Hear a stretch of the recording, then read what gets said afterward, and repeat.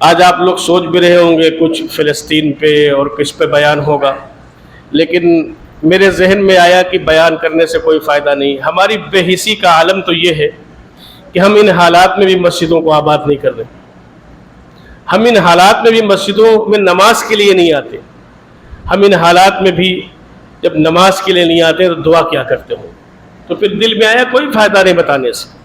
جب اتنی بے حسی ہمارے اندر آ جائے کہ ایک طرف ہمارے بھائیوں کے ساتھ یہ سلوک ہو رہا ہو، اور پھر اس مسجد سے جس مسجد کا تذکرہ قرآن میں ہے، اور اس کے بعد میں ہماری بے حسی یہ ہو کہ ہماری جیسی زندگی گزر رہی ویسی گزرے، تو کیا فائدہ بیان کرنے سے؟ اس پر کیا؟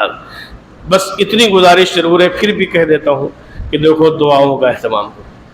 حسبنا اللہ ونعم الوکیل، نعم المولا ونعم النصیر، اللہم انا نجعلک فی نحورہم ونعوذ بک من شرورہم۔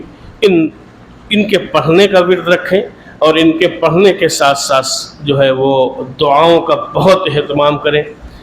اپنی 2 رکعت نماز صرف صلاۃ الحاجہ پڑھیں اسی لیے، اور اللہ کے حضور میں دعائیں کریں کہ اللہ ان کو استقامت دے دے، اللہ ان کو ہمت دے دے، اللہ ان کو حوصلہ دے دے، اور اللہ تعالیٰ ان کو فتح دے دے۔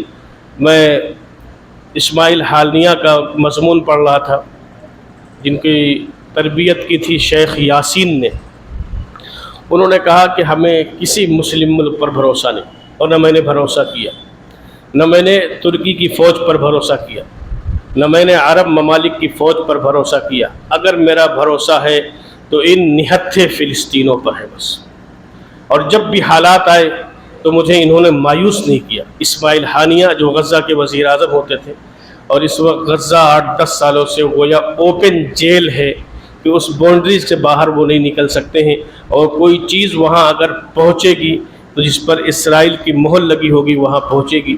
تو کیا اتنا بھی ہمارا اور آپ کا فرض نہیں بنتا ہے کہ ہم ان کے لیے تنہائیوں میں اللہ سے دعا کریں؟ کیا ان کا مقصد ہے؟ کوئی لالچ نہیں، صرف وہ مسجد جو مسجد قرآن میں جس کا تذکرہ ہے۔ اور میں سمجھتا ہوں کہ کوئی چپا فلسطین کا کوئی حصہ، کوئی گوشہ ایسا نہیں ہوگا جہاں کسی نبی نے سجدہ نہ کیا ہو، جہاں کسی نبی نے اللہ کا ذکر نہ کیا ہو۔ تو کم سے کم اس تعلق سے بہرحال دعاؤں کا بھی اہتمام کریں۔